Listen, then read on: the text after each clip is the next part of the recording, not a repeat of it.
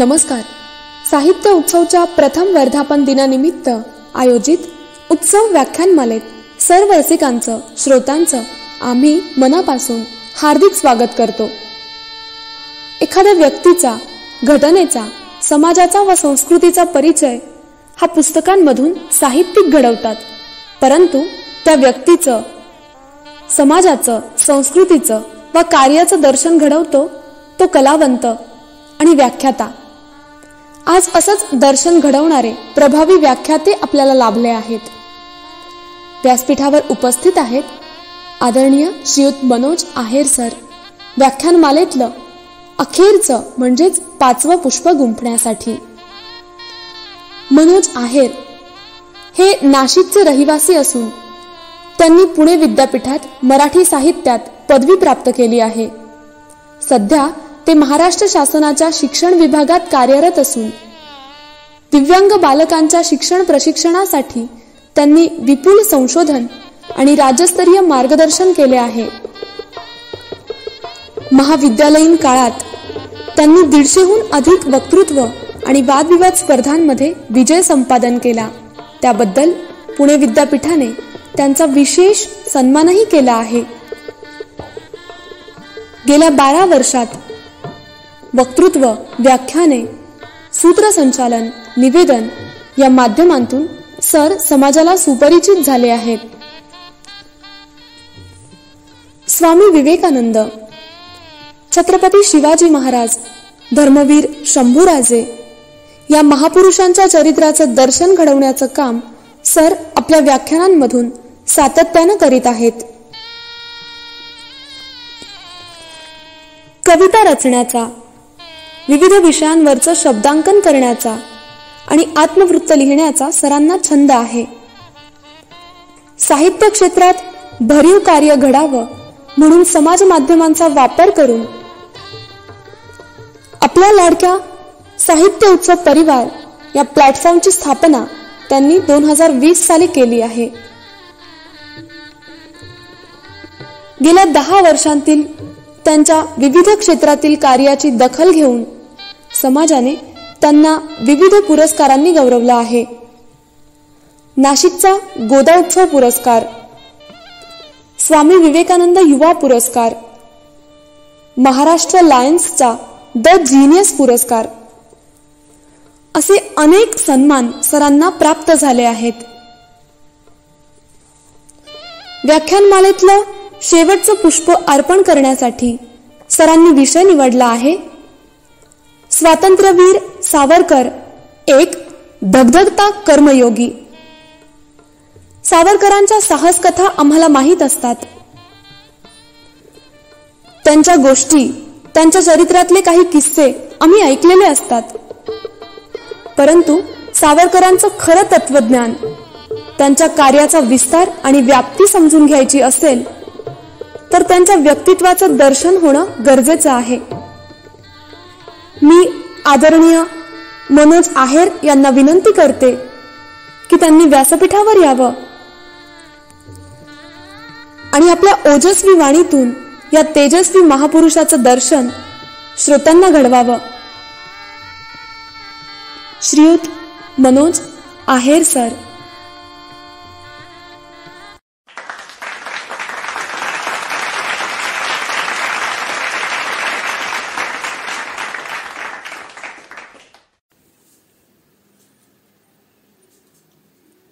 जो येईल त्याच्या सोबत, जो येणार नाही त्याच्याशिवाय, आणि जो आडवा येईल त्याला तुडवून, पण हे कार्य मी पुरं करेल. हा विश्वासपूर्ण विचार या भारतभूमीला ज्या महापुरुषानं दिला त्या स्वातंत्र्यवीर सावरकरांना विनम्र अभिवादन. त्याच स्वातंत्र्यवीरांच्या प्रेरणेतून उभ्या राहिलेल्या साहित्य उत्सव परिवाराच्या प्रथम वर्धापन दिनानिमित्त आयोजित उत्सव व्याख्यानमालेत गेले 5 दिवस ज्या ज्या व्याख्यात्यांनी अभ्यासपूर्ण चिकित्सा केली, रसिक श्रोत्यांना मंत्रमुग्ध केलं, नवी दिशा, नवा विचार त्यांच्या पुढे ठेवला, त्या प्रत्येक वक्त्याला, व्याख्यात्याला मानाचा मुजरा. संपूर्ण व्याख्यानमालेत रसिक श्रोत्यांनी जे उदंड प्रेम दाखवलं, भरभरून जो प्रतिसाद दिला, जो लोभ दाखवला, त्या सर्व रसिकांना, श्रोत्यांना मी विनम्र नमन करतो. उत्सव व्याख्यानमालेचं अखेरचं पुष्प गुंफण्याचं जेव्हा मी निश्चित केलं, तेव्हा माझ्या समोर विषय कोणता घ्यावा हा प्रश्न उद्भवलाच नाही. कारण सरळ होतं. ज्या स्वातंत्र्यवीर सावरकरांचा वैचारिक वारसा आम्ही सांगतो, ज्यांच्या प्रेरणेतून साहित्य क्षेत्रातलं हे काम करण्याचा संकल्प सोडतो, त्या सावरकरांचं वैचारिक दर्शन घडवून देण्याचं कर्तव्य नव्हे तर तो आमचा धर्मही ठरतो आणि तेच धर्मकार्य करायचं. म्हणून मी या व्याख्यानमालेच्या अखेरच्या पुष्पात स्वातंत्र्यवीर सावरकर एक धगधगता कर्मयोग कसा होता हे सांगण्याचा छोटेखानी प्रयत्न करणार आहे. कारण ओंजळीत सूर्य घेऊन फिरता येत नाही मित्रांनो, त्याचप्रमाणे स्वातंत्र्यवीर सावरकरांचं चरित्र सांगण्या इतका मी महान नाही. मला ते परवडणारं पेलणारही नाही. सावरकर हा एक तेजोमय गोळा, जो ओंजळीत घेऊन चालणं कदापिही जमणार नाही. म्हणून मी प्रयत्न करणार आहे. सावरकर तसे तुम्हा सर्वांनाच माहीत असतात. एकतर क्रांतीचं आकर्षण प्रत्येक भारतीय मनाला, त्यात सावरकर मराठी माणूस. आमचा अभिमान, आमचा स्वाभिमान आपोआप कुरवाळला जातो. पण तितकंच काय ठाऊक असतं आम्हाला सावरकरांबद्दल. समुद्रात घेतलेली त्यांनी त्रिखंडात गाजलेली ती उडी, अंदमानात त्यांनी लिहिलेल्या कविता, माझी जन्मठेप सारखं पुस्तक जे अनेक मराठी माणसांनी कदाचित वाचलेलं असतं, त्या पलीकडचे सावरकर आम्हाला फारसे ठाऊक नसतात. त्या पलीकडचे विस्तृत सावरकर, वैचारिक, साहित्यिक, समाज सुधारक सावरकर जर आम्ही अभ्यासले, जर आम्ही शोधले, जर आम्ही समजून घेतले, तर ते सावरकरांचं खरं दर्शन असणार आहे. धगधगता कर्मयोग काय असतो हे आम्हाला त्यातून समजणार आहे. पण तो दृष्टिकोन आमचा विकसित झालेला नाही. सावरकरांचं तेज सामावू शकेल अशी दृष्टीच आम्हाला उपलब्ध नाही. कारण या देशाला स्वातंत्र्य मिळाल्यानंतर या देशातल्या प्रत्येक तेजस्वी पुरुषाचा अंत कसा होईल, त्याचा तेजोभंग कसा होईल, याचा पद्धतशीर प्रयत्न तत्कालीन सत्ताधाऱ्यांनी केलेला आहे. महात्म्याच्या पुण्याईवर सत्तासूत्र हाती आल्यानंतर ही सत्ता माझ्याच घराण्यातल्या 42 पिढ्यांना कशी मिळेल याची व्यवस्था करण्यासाठी केलेल्या कारस्थानाचे बळी म्हणजे या देशातील तेजोपुरुष सुभाषचंद्र बोस असतील, वल्लभभाई पटेल असतील, स्वातंत्र्यवीर सावरकर असतील. 1945ला विमान अपघातात सुभाषबाबू गेले अशी चर्चा उठली, त्याची शहानिशा केली गेली नाही. आणि सुभाषबाबूंना ब्रिटिशांशी हात मिळवून भगोडा घोषित केलं. स्वातंत्र्यासाठी ज्या माणसानं घरादाराचा त्याग केला, विद्वत्ता आणि धनसंपत्तीचा त्याग केला, त्याला मृत्यूनंतर सुद्धा आणि स्वातंत्र्यानंतर सुद्धा भगोडा म्हणून, देशद्रोही म्हणून, राजद्रोही म्हणूनच जावं लागलं. आवश्यक तेवढा योग्य न्याय आम्ही त्या नेताजीला देऊ शकलो नाही. सरदार वल्लभभाई पटेल लोहपुरुष म्हणून आम्ही संबोधतो. स्वातंत्र्यानंतर दुर्दैवानं वृद्धापकाळामुळे, काही आजारांमुळे ते लवकर जातील ही अपेक्षा होतीच. त्याप्रमाणे घडलंही. आणि मग सरदार वल्लभभाई पटेलांची कुठलीही प्रतिमा निर्माण होणार नाही याची पद्धतशीर योजना पुढच्या काळात आखली गेली. स्वातंत्र्यवीर सावरकर मात्र अशा कचाट्यात सापडणं शक्यही नव्हतं. मग काय केलं? गांधी वधाचा आरोप या महापुरुषावर लावला गेला. चरित्राचा महामेरू असलेल्या स्वातंत्र्यवीरावर खुनाचा खटला चालवला गेला. त्याच्या चरित्राचे थिंडवडे काढले गेले. अरे, ज्या ब्रिटिश साम्राज्यामध्ये या माणसानं अंदमानातल्या तुरुंगात नको नको त्या यातना भोगल्या आणि ज्या स्वातंत्र्यासाठी त्या भोगल्या, त्या स्वातंत्र्याच्या प्राप्तीनंतरही या महापुरुषाला काळ कोठडीत जावं लागणं हा भारतीय इतिहासातला सगळ्यात अवमानकारक, अपमानकारक आणि काळा दिवस म्हणावा लागेल. पण ते कार्य पुण्यकार्य समजून सत्तालोभी मंडळींनी केलं आणि सावरकरांचाही तेजोभंग करण्याचा तो कारस्थानाचा प्रकार या देशात घडला. देशाच्या इतिहासावर लागलेली ही कालिमा जर पूर्णपणे पुसून टाकायची असेल तर 21व्या शतकाचे प्रतिनिधी असलेले तुम्ही आम्ही, या देशाला विश्वगुरू आणि महासत्ता बनवण्याचा चंग बांधणारे तुम्ही आम्ही, या विश्वगुरू बनवण्यासाठी ज्या तपस्वीचा अपमान झाला त्याला न्याय मिळवून देणं आमचं कर्तव्य ठरतं. महासत्तेचं स्वप्न पाहणारे तुम्ही आम्ही, महासत्तेच्या केंद्रस्थानी असलेली शक्ती ज्याच्या प्रेरणेतून मिळू शकते त्या स्वातंत्र्यवीराला न्याय मिळवून देणं तुमचा आमचा धर्म ठरतो. हे कर्तव्य आणि हे धर्मपालन जर करायचं असेल तर आधी सावरकर स्वतः अभ्यासायला हवेत. सावरकरांचं दर्शन स्वतः घ्यायला हवं आणि ते तेजस्वी दर्शन इतरांपर्यंतही पोहोचवायला हवं. तरच आम्ही सर्व शक्तिमान होऊ शकतो, तरच या राष्ट्राचा अभिमान आमच्या उरात येऊ शकतो आणि तरच आमच्या ठाई सुद्धा गीताकाराला मानवी समुदायाकडून अभिप्रेत असलेला कर्मयोग सिद्ध होऊ शकतो. 20व्या शतकात हा कर्मयोग धगधगत राहिला तो स्वातंत्र्यवीरांच्या रूपात आणि तोच कर्मयोग तुम्हा आम्हाला स्वीकारावा लागेल. तरच पुढचं पाऊल आम्ही टाकू शकतो. महासत्तेची आणि विश्वगुरू पदाची स्वप्ने पाहू शकतो आणि ती साकारही करू शकतो. सावरकरांचं आयुष्य तसं प्रदीर्घ, प्रचंड खळबळींनी भरलेलं, कितीतरी आरोप प्रत्यारोप त्यांच्यावर झालेले. प्रत्येक वेळी या महापुरुषाला आरोपांच्या पिंजऱ्यात उभं केलं गेलं. इतरांच्या वाट्याला जसे पदोपदी फुलं टाकली गेली, सन्मान आले, पदव्या आल्या, उपाध्या आल्या, स्वातंत्र्यवीरांच्या बाबतीत मात्र हे घडेना. हे घडलंही नाही, अगदी त्यांच्या मृत्यूनंतर सुद्धा नाही. कारण सावरकर, मी सुरुवातीला सांगितलं तसं, एका फार मोठ्या राजकीय षडयंत्राचे बळी ठरलेले आहेत. 1883 ते 1966 सावरकरांचा हा प्रदीर्घ कालखंड. सावरकरांचं संपूर्ण कर्म बघितलं, कर्तृत्व बघितलं तर या कालखंडाचे आम्ही 3 भागात विभागणी करू शकतो.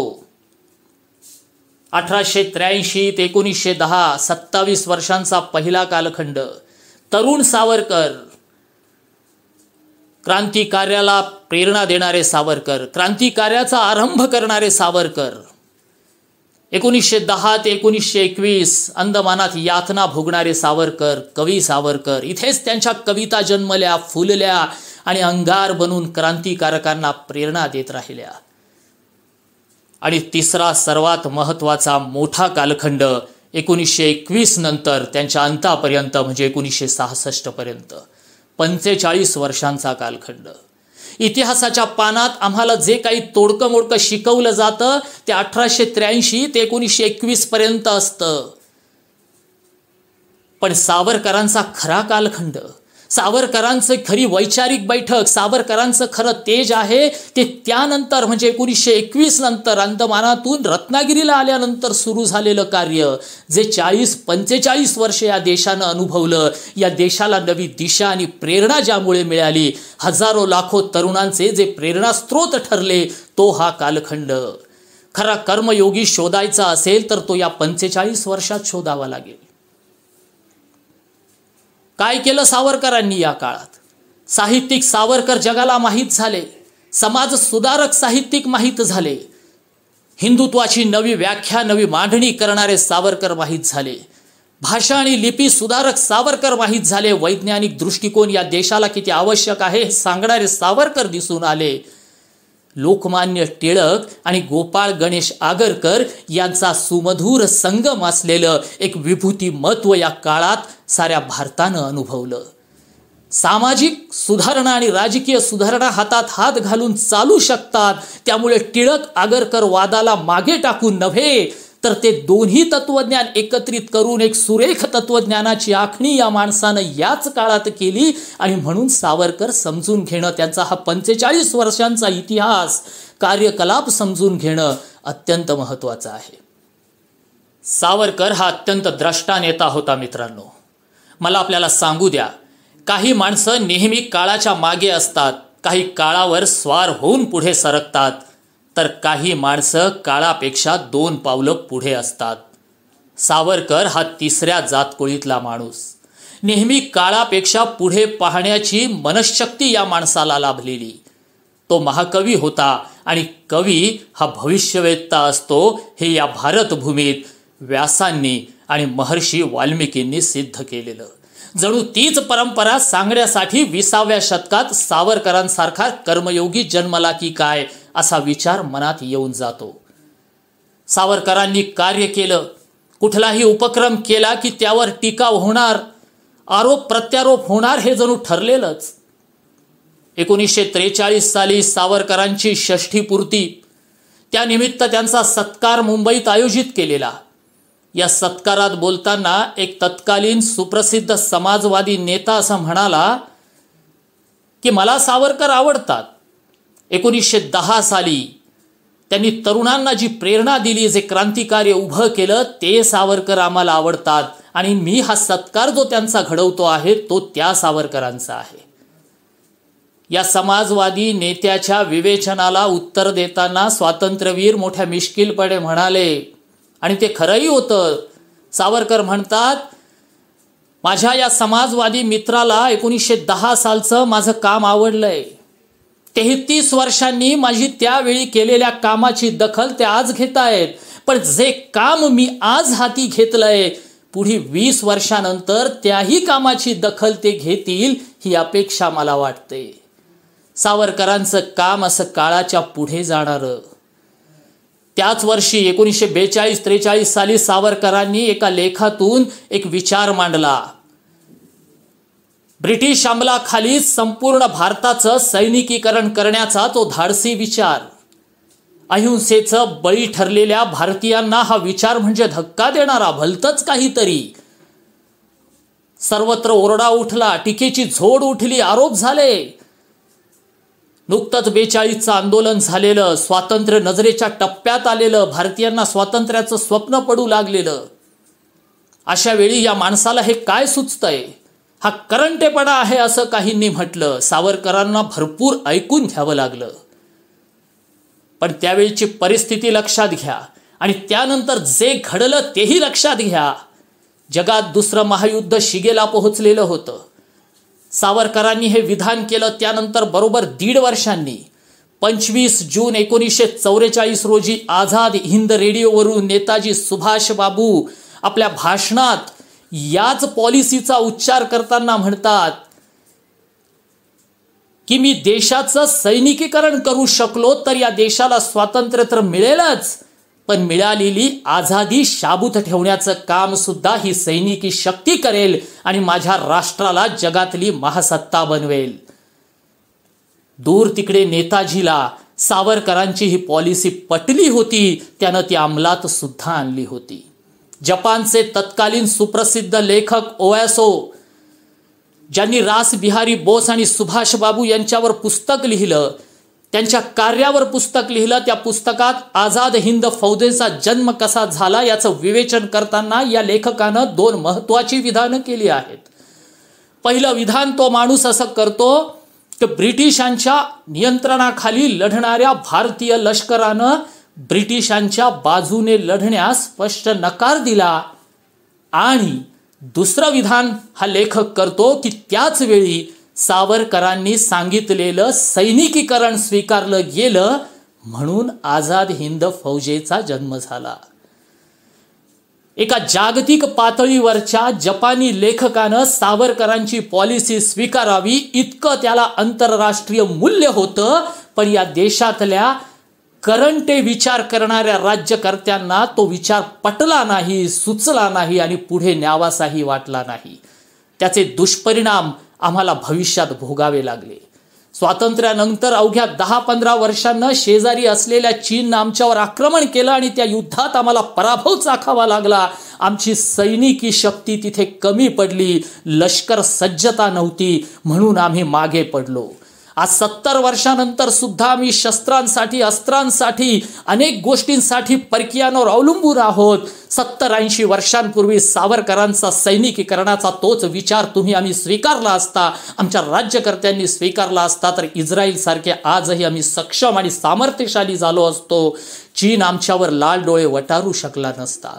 आमच्यातूनच जन्माला आलेला पाकिस्तान आमच्या कुरापत्या काढू शकला नसता, आमच्या तुकड्यांवर ज्याचं पालन पोषण झालं तो नेपाळ भूभागावर दावा करू शकला नसता, आमच्या सावलीत लहानाचा मोठा झालेला श्रीलंका चीनशी मैत्री करू शकला नसता, आमच्यामुळे आझादी मिळालेला बांगलादेश आमच्याच गावांवर दावा करू शकला नसता.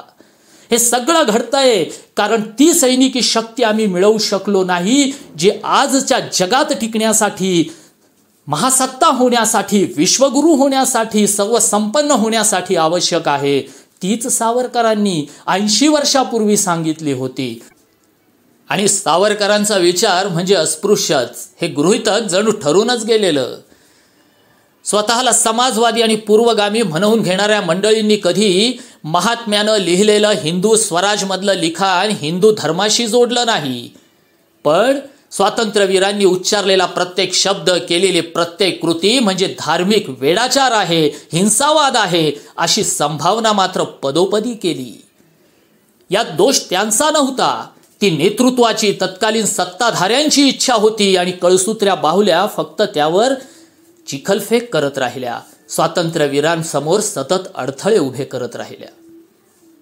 हे मान्यच करायला हवं की सावरकर हे सशस्त्र क्रांतीचे पुरस्कर्ते होते. त्यांनी सतत तो पाठपुरावा केला, समर्थन केलं, कबूल. पण हिंसावादी आरोप त्यांच्यावर करण्यापूर्वी काही गोष्टी तपासून पाहायला हव्यात. 1897 साली चाफेकर बंधूंना फाशीची शिक्षा झाली. 14 वर्षांचे होते सावरकर तेव्हा. गलबलले, कळवळले, संवेदनशील मनाला चटका बसला आणि मग संताप अनावर झाला. देवघरात धावत गेले, कुलदेवतेच्या चरणाला स्पर्श करून ओरडले, मारता मारता मारी तो झुंजेल. ही प्रतिज्ञा होती एका किशोरवयीन उसळत्या रक्ताच्या मुलाची. या देशात किशोर वयात संकल्प करण्याची प्रदीर्घ परंपरा. अखंड भारतासाठी प्रथम तलवार हाती घेणारा चंद्रगुप्तही किशोरच होता. गीता मराठीत आणून अमृतवाहिनी खुली करणारा ज्ञानोबा किशोरच होता. रायरीवर रक्ताचा अभिषेक करून स्वराज्यासाठी तलवार उचलणारा शिवबा किशोर वयीनच होता. सावरकर तीच परंपरा पुढे नेतात. मग सुरू होतो प्रवास अभिनव भारतचा. क्रांती कार्यासाठी तरुणांचं संघटन केलं जातं, बॉम्ब तयार केले जातात, शस्त्र उपलब्ध केले जातात, ते चालवण्याचं प्रशिक्षण दिलं जातं. हेही कबूल. ती त्यावेळेसची गरज होती, हेही कबूल. पुण्या मुंबईत त्या काळात काही मुठभर वकील स्वातंत्र्याची लुटूपुटूची लढाई लढत होते. डोंबाऱ्याचा खेळच तो. घटनात्मक मार्गानं लढाई लढ, तरुणांची माथी अशी भडकवू नकोस असा सावरकरांना त्यांनी सल्ला दिला. सशस्त्र क्रांती ही कधीच चिरकाळ नसते, सनदशीर मार्गानं गेला तर यश मिळेल असाही सल्ला दिला. 23 वर्षांचे होते तेव्हा सावरकर. तलवार नावाच्या एका साप्ताहिकात त्यांनी लेख लिहिला आणि या साऱ्या गोष्टींचा समाचार घेताना उत्तर दिलं. सावरकर म्हणतात आपल्या लिखाणात, घटनात्मक मार्गानं लढाई लढायला माझी हरकत नाही, पण ज्या देशाला स्वतःची घटनाच अजून मिळालेली नाही त्या देशात घटनात्मक मार्गानं लढाई लढणं म्हणजे निव्वळ हास्यास्पद आहे. पण जर माझ्या देशाकडे कधी काळी स्वतःची सर्व व्यापक घटना आली, सर्वांना सामावून घेणारी राज्यघटना आली आणि त्यावेळेस सशस्त्र क्रांती कोणी करू पाहत असेल तर ते केवळ हास्यास्पद नाही, तर तो एक महाअपराध आहे, एक पाप आहे. विचार करा, 1947 पर्यंत सशस्त्र क्रांती ही देशाची गरज सावरकरांच्या मते. पण 47 नंतर जर या देशाला स्वातंत्र्य मिळालं, सर्व समावेशक घटना मिळाली, तर त्यानंतर झालेल्या प्रत्येक सशस्त्र क्रांतीला, बंडाला स्वातंत्र्यवीरांचा तीव्र विरोध. मग गांधीवधासाठी उचललेलं शस्त्र असो, नक्षलवाद असो, कुठलाही कशाही कारणानं केलेला हिंसाचार असो, स्वतंत्र भारतात, घटनात्मक राज्यात प्रत्येक हिंसाचाराला स्वातंत्र्यवीरांचा कडाडून विरोध होता. हे वयाच्या 23व्या वर्षीच त्यांनी दाखवून दिलं. पण हे समजून घ्यायला आम्ही तयार नसतो, म्हणून सावरकरांवर आरोप करणं आम्हाला सहज शक्य होतं. आम्ही सावरकरांवर हिंसावादाचा आरोप करतो. संन्यस्त खड्ग नावाचं एक अत्यंत सुप्रसिद्ध आणि सुश्राव्य नाटक सावरकरांनी लिहिलं. त्या नाटकात अहिंसा आणि हिंसा यामधील नेमका अर्थ काय, त्याची व्याख्या काय, हे सांगणारा एक संवाद त्यांनी घडवून आणलेला आहे. ते म्हणतात की हिंसेला विषारी नखे आणि राक्षसी दंत असतात. ते हिंसेनेच उपटून काढावी लागतात तर अहिंसा शाबूत राहते. म्हणजे अहिंसेचं संरक्षण करायचं असेल, तिची पूजा करायची असेल तर आधी हिंसेला हिंसेनं ठेचून मारावं लागतं. नेमकं हेच तर हजारो वर्षापूर्वी गीताकारानं अर्जुनाला सांगितलं. श्रीकृष्ण म्हणतो, अर्जुना, समोर उभे असलेले तुझे आप्त असले, नातलग असले, मित्र असले तरी ते धर्माला मारू पाहतायत, अशांती निर्माण करतायत. या जगात धर्माची स्थापना व्हावी, शांती निर्माण व्हावी असं वाटत असेल तर आधी हिंसा करून त्यांना मार, तर तू अहिंसेचा पुजारी होऊ शकतो. ती अहिंसा शाश्वत राहू शकते, ती शांती शाश्वत राहू शकते. गीतेतलं हेच तत्वज्ञान सावरकर भारतभूमीच्या स्वातंत्र्यासाठी उपयोगात आणता आहेत. पण आम्ही आमचीच परंपरा विसरलेलो. डोळ्यावर पट्टी बांधल्यानंतर आणि फक्त विरोध आणि द्वेष आणि तिरस्कारच करायचा ठरवल्यानंतर हे लिखाण आम्हाला दिसणार कसं? सावरकरांचे विचार आम्हाला कळणार कसे? सावरकरांनी कधीच कुणाचा द्वेष केला नाही, कधीही कुणाबद्दल तिरस्करणीय विधानं केली नाहीत. सामाजिक सुधारणा करण्याचा मार्ग जेव्हा त्यांनी निवडला तेव्हा या देशातलं जाती निर्मूलन झालं पाहिजे, वंचितांना त्यांचे न्याय हक्क मिळाले पाहिजे म्हणून सावरकरांनी एक प्रदीर्घ लढाई लढली. त्या लढाईचं वैशिष्ट्य असं की त्यात सावरकरांनी सवर्णांवर कठोर शब्दात टीका केली, नक्कीच केली, कठोर शब्दात केली.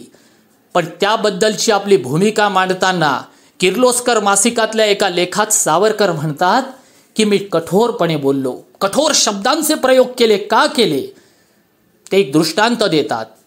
कुरुक्षेत्राच्या रणभूमीत कर्णाचा सारथी होता शल्य आणि अर्जुनाचा सारथी होता श्रीकृष्ण. शल्यही संतापला होता, कर्णाला वाटेल तसं बोलला, त्याला अधर्मी म्हणाला, अशांत म्हणाला, अकर्मी म्हणाला. इकडे श्रीकृष्णही संतापला होता. त्यानं अर्जुनाला तर सरळ नपुंसक, क्षात्रहीन म्हणून संभावना केली अर्जुनाची. पण शल्याच्या मनात राग आणि द्वेष होता कर्णाबद्दलचा, कारण कर्ण हा सुतपुत्र होता म्हणून. पण श्रीकृष्णाच्या मनात राग नव्हता. श्रीकृष्णाला अपेक्षा होती अर्जुनाच्या पराक्रमाकडून. या जगात धर्माची स्थापना होण्यासाठी अर्जुनच पुढे सरकू शकतो, त्याला पेटवण्याची गरज आहे, त्याच्या ठाई तेवढी शक्ती आहे हा विश्वास श्रीकृष्णाला होता. म्हणून त्याने अर्जुनाला अशा पद्धतीची चिथावणी दिली.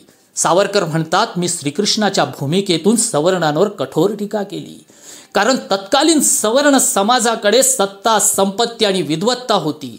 त्यांनी ठरवलं तर ते दलितांचा उद्धार करू शकतात, गरिबी निर्मूलनाचं काम करू शकतात, राष्ट्र संपन्न करू शकतात. आणि म्हणून त्यांना चिथवण्यासाठी, त्यांना प्रेरित करण्यासाठी, मी त्यांचा धर्म जागा करण्यासाठी कठोर शब्दात त्यांच्यावर प्रहार केले. अतिशय स्पष्ट भूमिका. आणि सावरकरांच्या आयुष्याचं वैशिष्ट्य हे की या माणसानं घेतलेली प्रत्येक भूमिका ही अत्यंत स्पष्ट असायची, दृष्टिकोन अत्यंत निकोप आणि विशुद्ध असायचा. सावरकर असंही म्हणतात पुढे जाऊन की माझे विचार, माझी मतं मी कदापिही बदलणार नाही तोपर्यंत, जोपर्यंत दस्तूर खुद्द शिवाजी माझा कान पकडत नाही तोपर्यंत माझे विचार हे पूर्णतः माझे आणि पुढे जाणारेच असतील. स्वतःच्या विचारांबद्दल हा ठामपणा, हा निश्चितपणा आणि ही भूमिकेतली स्पष्टता दाखवणारा 20व्या शतकात उभ्या हिंदुस्थानभर एकच नेता, तो म्हणजे स्वातंत्र्यवीर सावरकर. सावरकरांनी सामाजिक सुधारणेचं जे व्रत घेतलं होतं, जो महायज्ञ पेटवला होता, तो यज्ञ समजून घेण्यापूर्वी, त्यांचं व्रत समजून घेण्यापूर्वी सावरकरांच्या मनात धर्माविषयीची संकल्पना नेमकी काय होती हे जाणून घेणं जास्त महत्त्वाचं ठरेल. कारण सावरकरांवर जे जे म्हणून आरोप झाले, जे जे म्हणून आक्षेप आले, जेव्हा जेव्हा टीका झाली, त्या सर्वांच्या मुळाशी सावरकरांचे धर्मविचार आहेत असं आपल्याला सतत जाणवत राहतं. मग धर्माबद्दलची त्यांची व्याख्या काय होती, संकल्पना काय होती, हे समजून घेतल्यानंतर श्रोत्यांनी ठरवायचं आहे की सावरकर धर्मचिकित्सक होते का, धर्मवेडे होते का, धर्मांध होते का, की धार्मिक कट्टरतावादी होते. 1902 साली वयाच्या 19व्या वर्षी सावरकरांनी एक सुंदर कविता लिहिली. वय वर्ष फक्त 19. कवितेत सावरकर अपेक्षा व्यक्त करतात की जे जे सुसंस्कृत आहेत, जे जे विद्याविभूषित आहेत, त्यांनी समाज उद्धाराचं कार्य करावं. समाजाला अनिष्ठ रूढी, चालीरीती, कालबाह्य झालेल्या परंपरांपासून मुक्त करावं. वयाच्या 19व्या वर्षी सुचलेला हा विचार म्हणजे सावरकरांच्या मते धर्म अपरिवर्तनीय नाही. धर्म हा समाज सापेक्ष आहे. काळानुसार, आवश्यकतेनुसार, समाज रचनेनुसार त्यात विविध बदल घडू शकतात आणि ते घडवले पाहिजे, याचा पुरस्कार सावरकरांनी केलेला आहे. लक्षात घ्या, सावरकरांनी मांडलेला कुठलाही विचार अनेक प्रयोग करून त्यांना उपरती झाल्यावर, काही प्रयोग फसल्यानंतर पुढचा प्रयोग रेटण्यासाठी केलेले नाहीत, तर सावरकरांच्या प्रयोगांची, त्यांच्या विचारांची बैठक ही त्यांच्या बालपणात, किशोर वयात आणि तारुण्यात अगदी पक्की झालेली आहे. सावरकरांनी हिंदुत्वाचा पुरस्कार केला. धर्म अपरिवर्तनीय आहे, तो समाज सापेक्ष आहे असं म्हणताना सावरकरांनी हिंदुत्वाचा पुरस्कार केला. हे मी मान्य करतो आणि हे कबूल करायलाच हवं. हिंदुत्वाची व्याख्या करणारे, हिंदुत्वाचं समर्थन आणि पुरस्कार करणारे सावरकर काही पहिले विचारवंत नव्हते. अगदी त्याच काळात लोकमान्य टिळकांनी सुद्धा हिंदुत्वाचा पुरस्कार केला. केसरी वर्तमानपत्रात लोकमान्यांनी 3 अग्रलेख लिहिले. हिंदुत्वाची व्याख्या करण्याचा प्रयत्न केला, प्रपंच केला आणि शेवटी हे 3 लेख लिहिल्यानंतर लोकमान्यांनी हिंदुत्वाची व्याख्या अशी केली की वेद प्रामाण्यवाद आणि उपासना बहुविधता जो मान्य करतो तो हिंदू असतो. आक्षेप तरीही उठलेच की ज्या ज्या संप्रदायांनी वेद प्रमाण मानलेले नाहीत आणि ज्या संप्रदायांनी उपासना पद्धतीत फक्त एकतत्व स्वीकारलं, त्यांचं तुम्ही काय करणार? त्यांना धर्मात नाकारणार का? त्यानंतर 20-22 वर्षांनी सावरकरांनी हिंदुत्वाची व्याख्या केली. अतिशय सोपी, सरळ आणि सुंदर व्याख्या. सावरकर आपली व्याख्या करताना म्हणतात, इंदू नदीपासून सिंधू सागरापर्यंत या भारतभूमीला जो जो आपला मानतो, पितृभूमी मानतो, तिच्यावर प्रेम करतो आणि पुण्यभूमीही मानतो, तो प्रत्येक जण हिंदू आहे. भले तो कुठल्याही धर्माचा, वंशाचा, वर्णाचा, रंगाचा असू देत. या मातृभूमीवर, या पितृभूमीवर, या पुण्यभूमीवर ज्याचं प्रेम आहे तो प्रत्येक जण हिंदू आहे. सावरकरांचा हिंदुत्ववाद हा तुमच्या आमच्या मनात लपलेल्या धर्माची व्याख्या करत नाही, तर तो एका अखंड राष्ट्राच्या निर्मितीची व्याख्या करतो. म्हणून सावरकरांचा हिंदुत्व हा अधिक समाज सापेक्ष आहे, अधिक स्वच्छ आहे आणि अधिक विशुद्ध आहे. सावरकरांच्या हिंदुत्वाला भौगोलिक अधिष्ठान आहे, तसंच वैज्ञानिक अधिष्ठान सुद्धा आहे. सावरकरांनी हिंदू धर्मात राहूनच हिंदुत्वामधले दोष दूर करण्याचा प्रयत्न केलाय. समाज कार्य करणाऱ्यांनी, अनेकांनी जाती निर्मूलन करताना या हिंदू धर्मात जर जाती व्यवस्था आहे तर मी या धर्माचाच त्याग करतो असं म्हणून धर्म त्यागलेलाही या देशानं पाहिला. पण स्वतःचं घर जळत असलं किंवा त्यात काही कलह माजला तर माणूस घर सोडून जाण्यापेक्षा तो कलह मिटवून स्वतःच्या घरात शांती निर्माण करेल, हा प्राधान्यक्रम ठरवून सावरकरांनी हिंदू धर्माचं शुद्धीकरण चालवलं. हा त्यांचा हिंदुत्ववाद. जाती व्यवस्था कालबाह्य झाली कारण वर्णव्यवस्था ज्या व्यवसायावर उभी राहिली ते व्यवसाय बदलले, समाज व्यवस्था त्यामुळे बदलली, अर्थार्जनाचे मार्ग बदलले, वर्णव्यवस्थेतून जन्मलेली जात व्यवस्था त्यामुळे कालबाह्य ठरते, असं स्पष्ट मत सावरकरांनी मांडलं. जाती निर्मूलन झालेला पूर्णतः शुद्ध असा हिंदुत्ववाद त्यामुळेच पुढे येऊ शकतो. सावरकरांनी सतत अतिरंजित अशा दैवीकरणाला कडाडून विरोध केलेला आहे. एका लेखात सावरकर एक सुंदर दाखला देतात. 1795 साली नाना फडणवीसांना एका सांडणी स्वारानं पत्र आणून दिलं. एका नदीवरचा पूल कोसळलाय.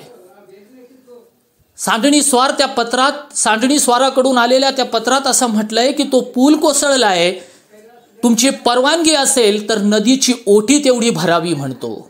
बिचाऱ्याला माहीत नव्हतं भुजबळांच्या काळात सिमेंट असूनही पूल कोसळतच आहेत. पण नाना फडणवीसांनी ते पत्र वाचल्यानंतर तात्काळ सांडणी स्वाराकडून परत पत्र पाठवलं की ओटी भरण्याची गरज नाही, खना नारळाची ओटी भरण्याची गरज नाही नदीची. तात्काळ लखनौला जाऊन ब्रिटिशांच्या सेवेत जो इंजिनियर आहे त्याच्याशी चर्चा करावी आणि काय करता येईल ते उचित करावे. हा आहे विज्ञानवाद. अंधश्रद्धेला दूर सारून व्यवस्था शुद्ध करायची असेल तर योग्य उपाययोजना करण्याची गरज असते. हे नाना फडणवीसांनी जसं ओळखलं, सावरकरांना तेच आपल्या राज्यकर्त्यांकडून वेळोवेळी अभिप्रेत आहे.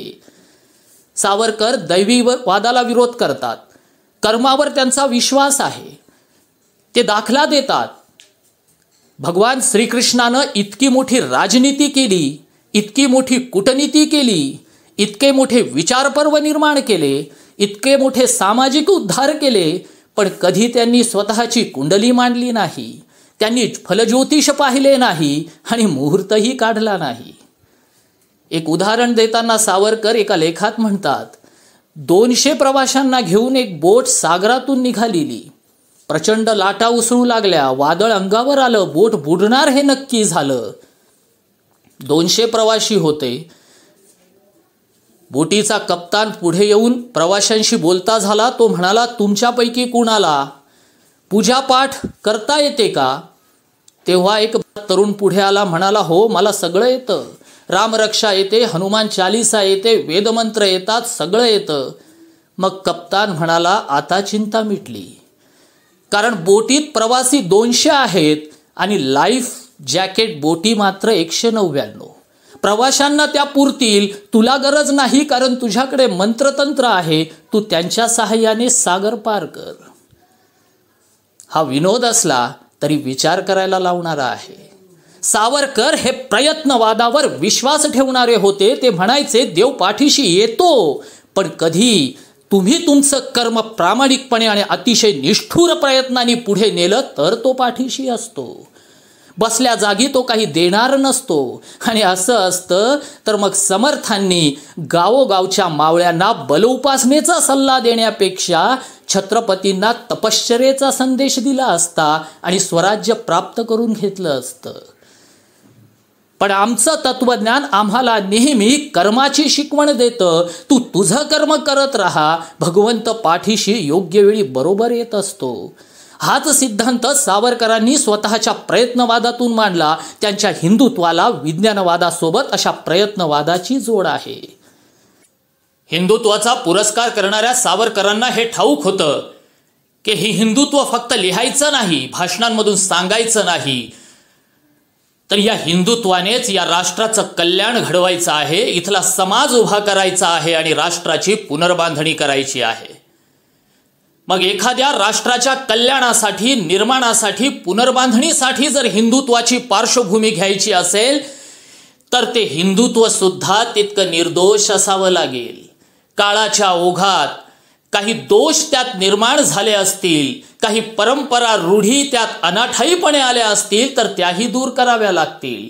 आणि म्हणून सामाजिक सुधारणांचं व्रत घेताना स्वातंत्र्यवीरांनी जाणीवपूर्वक जात निर्मूलनाचा वसा उचलला आणि एक प्रचंड अभियान अस्पृश्य निर्मूलनाचं त्यांनी सुरू केलं. ते काम इतकं व्यापक आणि परिणामकारक ठरलं की उभ्या भारतभर सुरू असलेल्या अभियानांमध्ये रत्नागिरीतलं हे जात निर्मूलनाचं काम अगदी अव्वलस्थानी होतं. त्या काळात ब्रिटिशांनीही याची दखल घेतली, पण वामपंथी इतिहासकारांनी साधी नोंदही घेतली नाही, कारण ते त्यांच्या सोयीचं नव्हतं.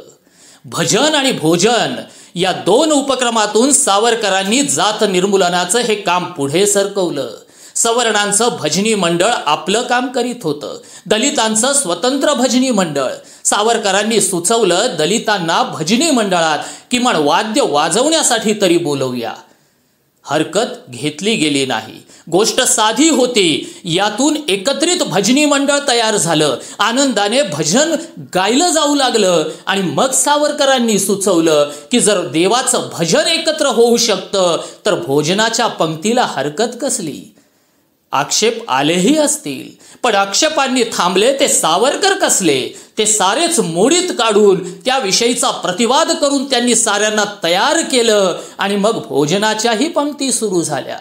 बघता बघता अभियानानं व्यापक रूप घेतलं. रत्नागिरी परिसरातली शेकडो मंदिरं एकतर उभारली गेली किंवा खुली केली गेली, सर्वांसाठी, तो दलित असो वा सवर्ण असो. प्रकाशात आलं ते पतित पावन मंदिर. कारण त्या मंदिरामागं एक ऐतिहासिक घटना आहे जी कधीच विसरली जाऊ शकत नाही. तिथेही सावरकरांचा ध्यास दिसला, त्यांचा हट्ट दिसला, त्यांचा ठामपणा दिसला आणि निर्धारही दिसला. या सर्वांपेक्षा जास्त मंदिरं खुली करण्यामागचा त्यांचा स्वच्छ दृष्टिकोनही दिसला. 1930 साली हे पतित पावन मंदिर सावरकरांनी सुरू केलं. भागोजी शेठ कीर नावाचे एक भंडारी गृहस्थ, त्यांना मंदिर प्रवेश नव्हता, पण ते धनिक होते, शिवाचे भक्त होते, म्हणून त्यांनी स्वतःच्या परसातच शिवमंदिर बांधले. सावरकरांनी त्यांचं कौतुक केलं आणि कौतुक करताना सावरकर म्हणतात, कीर तुम्ही धनिक आहात, तुमच्याकडे संपत्ती आहे, जमीन आहे, म्हणून तुम्ही देवदर्शनासाठी स्वतःचे मंदिर उभारले. पण ज्या दलितांकडे धन नाही, जमीन नाही, पण देवदर्शनाची अभिलाषा आहे, त्यांनी काय करावं? त्यांच्यासाठी मंदिर नको का? कीर तयार झाले. ते म्हणाले, मी धन देतो, आपण मंदिर उभारूया. कृतकोटीच्या शंकराचार्यांना बोलावून शिलान्यास झाला आणि मंदिर उभारलं गेलं. मूर्ती प्रतिष्ठापनेसाठी काशीहून पंडित बोलावले. सावरकरांनी त्यांना स्पष्ट सांगितलं, त्या काळापर्यंत एक प्रथा होती, जर मंदिर सवर्णांसाठी असेल तर ते वेदमंत्रांनी प्राणप्रतिष्ठा केली जायची, पण ते जर सर्वांसाठी असेल तर मात्र पुराण मंत्रांचा उपयोग केला जायचा.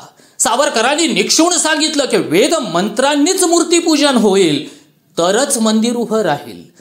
पंडितानं आधी होकार दिला, पण प्रत्यक्ष काम सुरू झाल्यावर मात्र पुराण मंत्र सुरू केले. सावरकरांनी त्यांना थांबवलं, हरकत घेतली, म्हणाले हे चालणार नाही, वेद मंत्रांनीच झालं पाहिजे, तरच वेद हे सर्व हिंदू धर्मियांसाठी समान आणि खुलं होऊ शकेल. प्रतिवाद झाला, वाद झाला, युक्तिवाद झाले. वेळ पुढे सरकत होता. अनेकांनी सांगितलं मुहूर्त टळून जातोय, काय करायचं? कीरही मध्ये पडले, पण सावरकर ऐकायला तयार नाही. कीरांनी धन दिलं असलं तरी सावरकर त्यांचे मेंढे झाले नाही.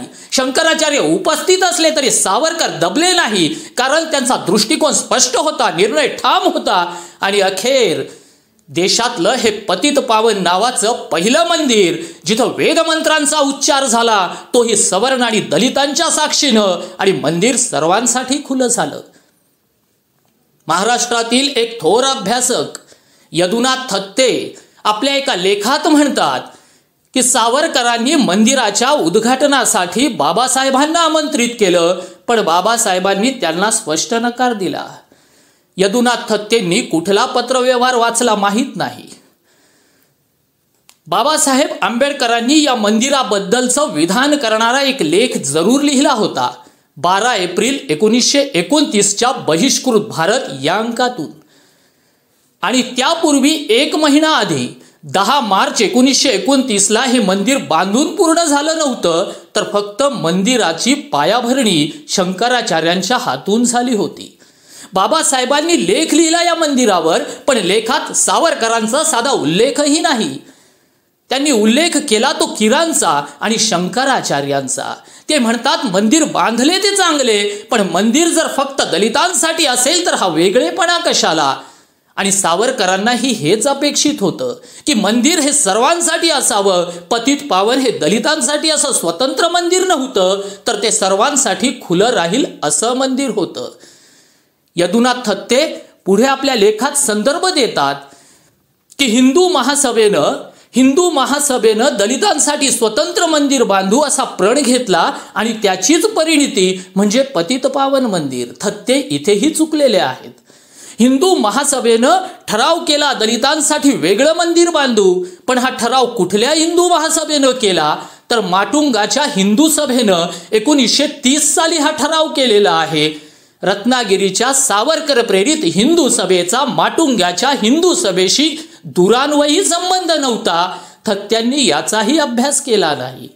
थत्ते कदाचित तुम्हाला तुमच्या इतर उपक्रमांमुळे आणि उपद्व्यापांमुळे प्रत्यक्ष सावरकर आणि आंबेडकरांचे लेख वाचणे जमले नसेल हो, पण अथक संशोधन करून सावरकरांचं काम आपल्या संशोधनातून पुढे आणणाऱ्या प्राध्यापक शेषराव मोरेंचं लेखन जरी तुम्ही वाचलं असतं तरी तुम्हाला हे महापाप करण्याची दुर्बुद्धी झाली नसती.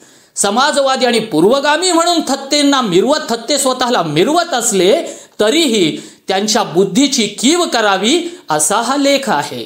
कारण सत्ताधाऱ्यांच्या इशाऱ्यावर नाचण्यासाठी सावरकरांचा तेजोभंग करण्याचं व्रत घेतलेल्या मंडळींचे यदुनाथ थत्ते हे प्रतिनिधी आहेत. खरं तर सावरकर असू देत नाहीतर बाबासाहेब, दोघांचंही कार्य समाजाला एकसंध करण्यासाठी, विषमता दूर करण्यासाठी, जात निर्मूलनासाठी आणि अस्पृश्यतेच्या अभिशापापासून समाज मुक्त करण्यासाठी होतं. त्यांचे भले दृष्टिकोन वेगळे असतील पण काम मात्र सामाजिक कल्याणाचं होतं. दोघांमध्ये परस्पर लढाई लावून देण्याचं काम मात्र समाजातली ही मंडळी सातत्यानं करत राहिली.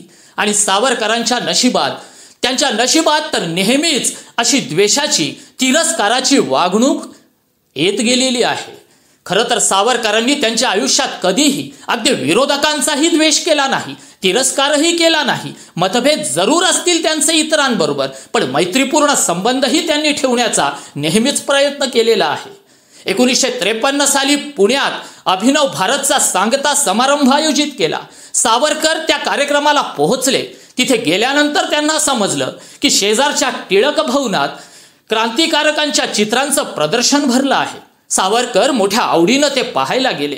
त्यांनी ती चित्र बघितली, खुश झाले. त्यांच्या स्मृती चाळवल्या गेल्या.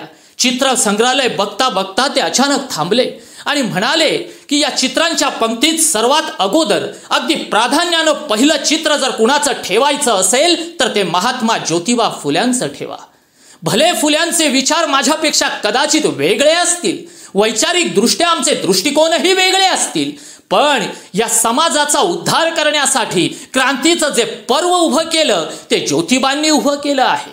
या भारतातला पहिला आद्य क्रांतिकारक वसुदेव बळवंत फडकेला अगदी रोजचं अन्न पुरवण्याचं काम सुद्धा या महात्म्यानं केलं. आणि मग खरा क्रांतिकारक, पहिला क्रांतिकारक म्हणून सन्मान तर त्यांचाच व्हायला हवा. मनाचा मोठेपणा सावरकरांच्या ठायी होता, कारण तो त्यांच्या संस्कारात होता. एखाद्याचा द्वेष करून, तिरस्कार करून कार्य साध्य होत नसते. माणसांशी स्नेह जोडून, मैत्री करून, दिलजमाई करूनच कुठलंही काम पुढे नेता येत असतं. हे सावरकरांच्या संस्कारातून आलेलं होतं. त्यांना ते पक्क ठाऊक होतं. आज पूर्वगामी म्हणवून घेणारी मंडळी केवळ सवर्णांवर जाती देशाचे आरोप करतायत, इतिहासातली मेलेली मुर्दी उकरून काढतायत आणि पुन्हा एकदा या समाजात विषमता आणण्याचा एक कट रचला जातोय. आपल्याला तो थोपवता आला पाहिजे आणि तो थोपवायचा असेल तर सावरकरांकडूनच त्यासाठी तेजस्वी प्रेरणा तुम्हा आम्हाला घ्यावी लागेल. जसे हिंदुत्वाबद्दल, धर्म ज्ञानाबद्दल, धर्म संकल्पनांबद्दलचे आरोप सावरकरांवर झाले, तसा एक अतिशय गंभीर आणि लाजिरवाणा आरोप या वीर पुरुषावर सातत्यानं इथल्या पत्रकारांनी आणि सो कॉल्ड इतिहासकारांनी केलेला आहे. तो आरोप म्हणजे सावरकरांनी ब्रिटिशांशी केलेली हात मिळवणी, त्यांनी केलेला माफीनाम्याचा अर्ज. हे एक असं कोडं बनून राहिलं आहे. खरं तर यात कोडाचं काहीच नव्हतं, पण जाणीवपूर्वक ते गूढ बनवलं गेलं की ज्यामुळे सावरकर एका संशयाच्या ढगात झाकाळले जातील आणि त्यांचा पर्यायानं तेजभंग होईल. 1910 साली ब्रिटिश न्यायालयानं सावरकरांना 2 जन्मठेप सुनावल्या. शिक्षा 50 वर्षांची होत होती, मान्य. पण 1921 साली अंदमानच्या तुरुंगातून सावरकरांना अचानक सोडलं. 1924 पर्यंत त्यांना रत्नागिरीत स्थानबद्ध केलं आणि मग तिथूनही मुक्त केलं. सावरकरांनी इंग्रजांशी हात मिळवणी केली हा आरोप इथेच जन्माला आला. हे कबूल की स्वातंत्र्यवीरांनी ब्रिटिशांशी पत्रव्यवहार केला, आपण पुन्हा सशस्त्र क्रांती स्वतः करणार नाही आणि आजवर केले त्याबद्दल दिलगिरी व्यक्त करतो असं त्या पत्रात लिहिलंय, हेही कबूल. पण यावरून सावरकर भेदरले होते, माघार घेतली, ब्रिटिशांशी हातमिळवणी केली, हे कसं सिद्ध होणार? दाखलाच द्यायचा झाला तर हा लक्षात घ्या, छत्रपती शिवरायांच्या चरित्रात अशी कितीतरी उदाहरणं आहेत की त्यांनी 2 पावलं मागे घेतली, पण याचा अर्थ ते घाबरले असा सिद्ध होत नाही. अफजल खानाचं आक्रमण झालं तेव्हा छत्रपतींनी पत्र लिहिलं, खान तुम्ही आम्हाला काकांच्या जागी आम्ही केला तो गुन्हा पदरात घाला आणि आम्हाला माफ करा. या पत्राला भुलून अफजल खान छत्रपतींवर विश्वास ठेवतो, भेटतो आणि तिथेच मारला जातो. ही होती कूटनीती आणि ही होती राजनीती. आग्र्याच्या तुरुंगात जेव्हा शिवाजी राजे कैद झाले तेव्हा ते औरंगजेबाला पत्र लिहून स्वतःची लाचारी व्यक्त करतात आणि शरण आल्याचं सोंगही रचतात आणि त्याच आग्र्याहून ते हातोहात निसटतात, थेट महाराष्ट्रात येतात. ही होती कूटनीती. असे कितीतरी प्रसंग. छत्रपती 2 पावलं मागे आले आक्रमणाची तयारी करण्यासाठी, नवं काम उभं करण्यासाठी. अशी तात्कालिक माघार घ्यावी लागते, ही शिवनीती होती आणि सावरकरांनी तीच अवलंबली. 1924 साली स्थानबद्धतेतून मुक्त झाले सावरकर. जर ब्रिटिशांशी त्यांचा तह होता, त्यांनी तो तह पाळला सुद्धा, पण पुढे जे काम त्यांनी उभं केलं ते काम उभं राहिलं नसतं. 10-11 वर्ष ब्रिटिशांच्या तुरुंगात सावरकर खितपत पडले, ती वर्ष वाया गेली. पुढची अजून 50 वर्ष जर सावरकर तिथे असते तर समाज उद्धाराचं इतकं तेजस्वी यज्ञ जो त्यांनी उभा केला तो झालाच नसता. हा यज्ञ पेटवायचा असेल, काम करायचं असेल, समाज जागा व्हायचा असेल, त्याला तेज द्यायचं असेल तर या तुरुंगाच्या भिंतीतून बाहेर पडणं गरजेचं आहे, हे स्वातंत्र्यवीरांनी ओळखलं होतं. आणि त्यासाठीच त्यांनी ही रणनीती आखली, ही कूटनीती आखली. ब्रिटिशांशी तह केल्याचं नाटक केलं. बाहेर आल्यानंतर हिंदुत्वाचा ध्वज हाती घेतला, संकल्पना मांडली आणि त्यातूनच समाजातल्या तरुणांना घडवलं. मित्रांनो, सावरकरांनी स्वतःच्या आतलं तेज कधीच जळू दिलं नव्हतं. 1947ला देश स्वतंत्र झाला, स्वातंत्र्य मिळालं, पण अक्षमता प्रचंड होती स्वातंत्र्यानंतरही. आणि गांधी वधाचं लांछन लागलेलं असतानाही या माणसाचं देशावरचं प्रेम तसूभरही कमी झालेलं नव्हतं. गावोगावी शहरी शहरी जाऊन हा माणूस तिथल्या तरुणांना लष्करात सहभागी व्हा म्हणून ओरडून सांगत होता, देशाला समर्थ करा म्हणून ओरडून सांगत होता. आणि त्याच वेळेस भारताचे पंतप्रधान खिशाला गुलाबाचे फूल लावून लहान लहान मुलांना विदेशी चॉकलेट्स वाटून स्वतःभोवती ग्लॅमर निर्माण करत होते.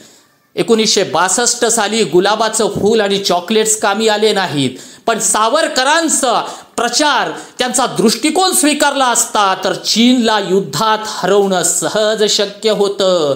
पण ती दूरदृष्टी, ती पराक्रम वृत्ती आणि ते क्षात्र तेज घराणेशाही थोपू पाहणाऱ्या सत्ता लोलूप मंडळींकडे कसे असणार, ते सावरकरांकडे होते. 1966च्या 26 फेब्रुवारीला अखेरचा श्वास घेईपर्यंत आणि स्वतःहून मृत्यूला आमंत्रण दिल्यानंतरही शेवटपर्यंत या माणसानं या राष्ट्रावरचं प्रेम तसूवरही कमी होऊ दिलेलं नाही. त्यांनी लिहिलेल्या प्रत्येक शब्दात, केलेल्या प्रत्येक भाषणात, केलेल्या प्रत्येक कृतीत या राष्ट्राविषयीचा ज्वाजल्य अभिमान, या राष्ट्राबद्दलची असीम निष्ठा पदोपदी दिसून येते.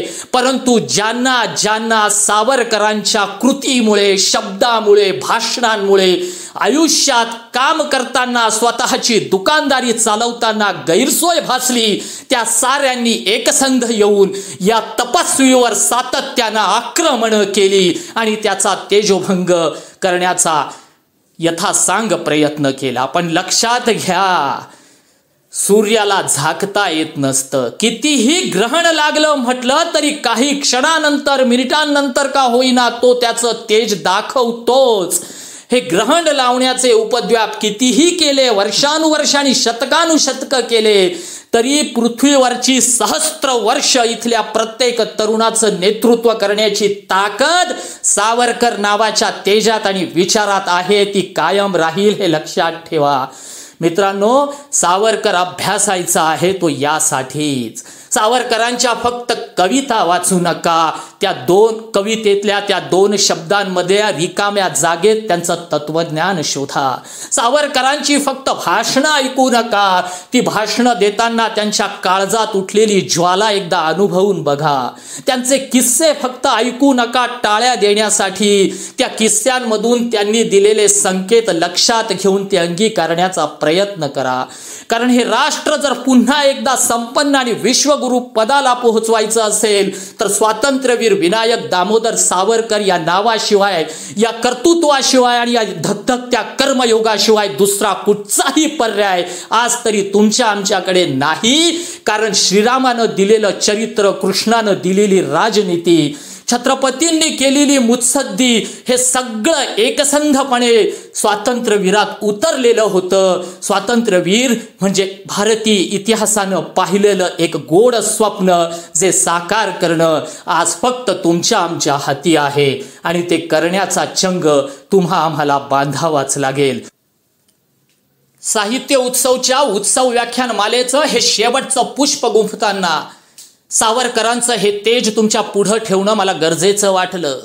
कारण तुम्हा आम्हाला साहित्य उत्सव परिवाराशी जोडलेल्या प्रत्येक कार्यकर्त्याला स्वातंत्र्यवीरांच्या याच तेजस्वी विचारांचा यज्ञ अखंड तेवत ठेवायचा आहे आणि ते व्रत तुम्ही आम्ही घ्यावं. म्हणूनच हे अखेरचं पुष्प केवळ पुष्प नसून एक तेजोगोल आहे जो मी आपल्या ओंझळीत ठेवतो आहे. एक सूर्य आहे जो आपल्या अवकाशात मी स्थिरावण्याचा प्रयत्न करतो आहे. आपण सगळे एकसंध होऊ आणि या विचार प्रणालीला पुढे नेऊया. या यज्ञाला मनापासून अभिवादन करूया. या व्यासपीठावर माझे विचार व्यक्त करण्याची संधी संयोजकांनी, रसिक श्रोत्यांनी आणि साहित्य उत्सव परिवाराच्या तमाम श्रोत्यांनी मला दिली. मी त्याबद्दल सर्वांचा मनापासून आभारी आहे.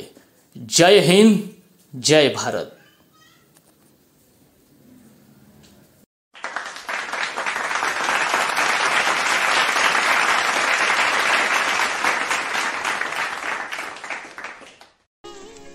खूप खूप धन्यवाद सर. उत्सव व्याख्यानमालेचा या साहित्य उत्सव परिवाराच्या वर्धापन दिनानिमित्त आयोजित व्याख्यानमालेतील 5वं व अखेरचं पुष्प गुंफताना स्वातंत्र्यवीर सावरकरांचे तत्वज्ञान, स्वातंत्र्यवीर सावरकरांचे तेजस्वी व्यक्तित्व, त्यांचे व्यक्तित्वातले श्रोत्यांना माहीत नसलेले काही पैलू तुम्ही या व्याख्यानाच्या माध्यमातून मांडले आहेत. खरं तर स्वातंत्र्यवीर सावरकरांचं चरित्र आम्हाला ज्ञात असतं, त्यांचे काही किस्से माहीत असतात, परंतु 1921 नंतर देखील स्वातंत्र्यवीर सावरकरांच्या कार्याची दखल खरं तर आपण समाज काही प्रमाणात घेत नाही. एक धगधगता कर्मयोगी नेमका कसा होता हे या व्याख्यानाच्या माध्यमातून आपण उलगडून दाखवलं आहे. स्वातंत्र्यवीर सावरकरांबद्दल अत्यंत सखोल असं चिंतन या व्याख्यानाच्या निमित्ताने आपण केलं आहे. साहित्य उत्सव परिवाराच्या व संयोजन समितीच्या तथा सर्व श्रोत्यांच्या वतीने मी आजचे व्याख्याते आदरणीय मनोजजी आहेर सर आपले खूप खूप धन्यवाद व्यक्त करतो व आभार व्यक्त करतो. हे व्याख्यान अत्यंत सुश्राव्यपणे श्रोत्यांसमोर मांडण्यासाठी एक तांत्रिक ध्वनी संकलन व ध्वनी मुद्रणाचं कार्य श्री प्रमोदजी पांढरे व विद्या पाटील मॅडम यांनी केले आहे. मी आपले देखील साहित्य उत्सव परिवाराच्या सर्व श्रोत्यांच्या व संयोजन समितीच्या वतीने मनपूर्वक आभार व्यक्त करतो. हे व्याख्यान YouTube चॅनलवरती आपल्या अथक परिश्रमातून ज्यांनी उपलब्ध करून दिलेलं आहे ते विकास चव्हाण सर आपल्या या कार्यासाठी मी आपले देखील मनपूर्वक आभार साहित्य उत्सव परिवाराच्या संयोजन समितीच्या वतीने करतो। तसेच आजचे व्याख्याते आदरणीय मनोजजी आहेर सरांचा परिचय व त्यांना व्यासपीठावर आमंत्रित करण्याचं महत् कार्य ज्या रेश्मा मोरे मॅडम यांनी केलं आहे, रेश्मा ताई मी आपले देखील साहित्य उत्सव परिवाराच्या संयोजन समितीच्या वतीने मनपूर्वक आभार व्यक्त करतो। सर्व श्रोत्यांनी आजच्या या 5व्या व्याख्यानाचा आस्वाद घेतला। मी सर्व श्रोत्यांनी दिलेला उदंड असा प्रतिसाद, श्रोत्यांच्या प्रतिसादातून व त्यांची सक्रियता, त्या सक्रियतेबद्दल, श्रोत्यांच्या प्रतिसादाबद्दल, भरभरून दिलेल्या साहित्य उत्सवाच्या या व्याख्यानमालेला दिलेल्या दादीबद्दल सर्वांचे आभार व अभिनंदन करतो। श्रोत्यांनो, साहित्य उत्सव परिवार आयोजित उत्सव व्याख्यानमालेचा या व्याख्यानमाले संदर्भात आपले विचार, आपले मते, आपल्या प्रतिक्रिया व आपले अभिप्राय या संबंधित प्लॅटफॉर्मवर जरूर नोंदवावेत अशी आग्रहाची विनंती मी आपणा सर्वांना करतो। या व्याख्यानमाले संदर्भात ज्या दृश्य व अदृश्य सहकार्यांचं सहाय्य आम्हाला लाभलं त्या सर्वांचे मी साहित्य उत्सव परिवाराच्या संयोजन समितीच्या वतीने अभिनंदन व आभार व्यक्त करतो। पुनश्च एकदा आदरणीय मनोज आहेर सरांना खूप खूप धन्यवाद देतो आणि आज या व्याख्यानमालेचा शेवट करताना साहित्य उत्सव परिवार संयोजन समितीच्या वतीने सर्व श्रोत्यांचे, वक्त्यांचे व ज्या सर्वांचं सहाय्य लाभलं त्या सर्वांचे अभिनंदन व आभार व्यक्त करून थांबतो। धन्यवाद।